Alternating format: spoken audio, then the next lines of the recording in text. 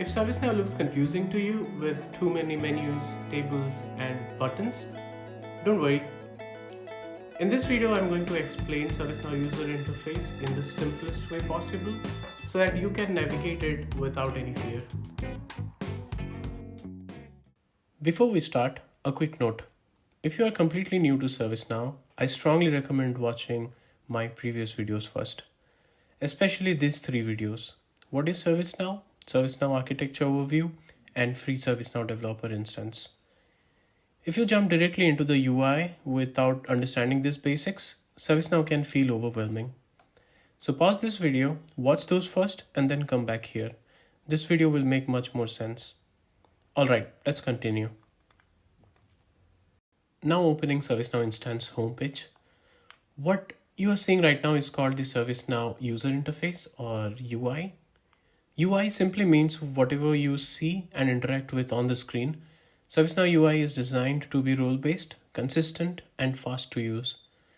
Once you understand the basics, ServiceNow looks almost the same in every company. Now, before we go deeper into navigation, lists, and forms, let's first understand the ServiceNow homepage layout. Every ServiceNow screen is divided into three main sections. If you understand these three sections, ServiceNow will immediately feel less confusing. The top section is called the banner. The banner stays the same no matter where you are in ServiceNow. This is your global control area. Here you have global search.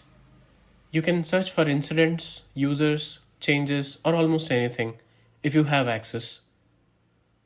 On the right side, you will see your user profile. From here you can see your roles, preferences, and logout. You will also see notifications and updates here. So remember, the banner is always there and it helps you search and manage your account. The left side is called the Application Navigator. This is the main menu of ServiceNow.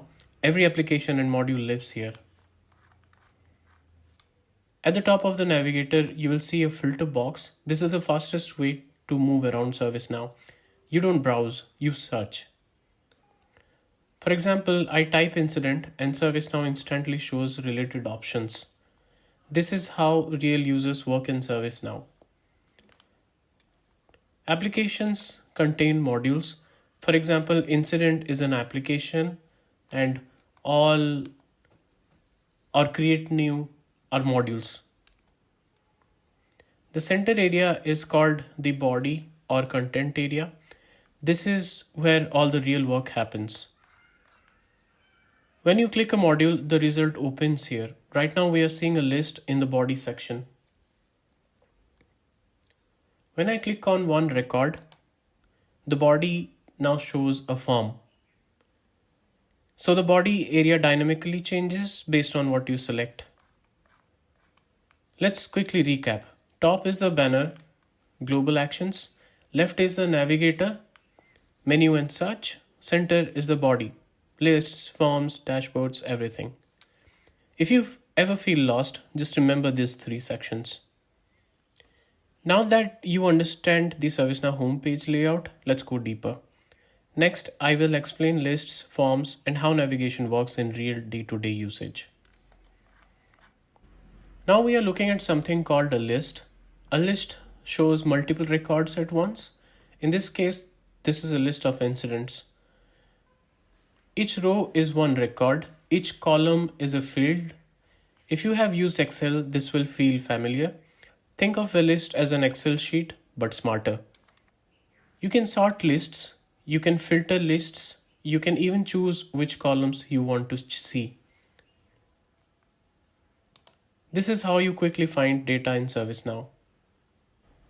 When I click on one record from the list, it opens a form. A form shows one single record in detail.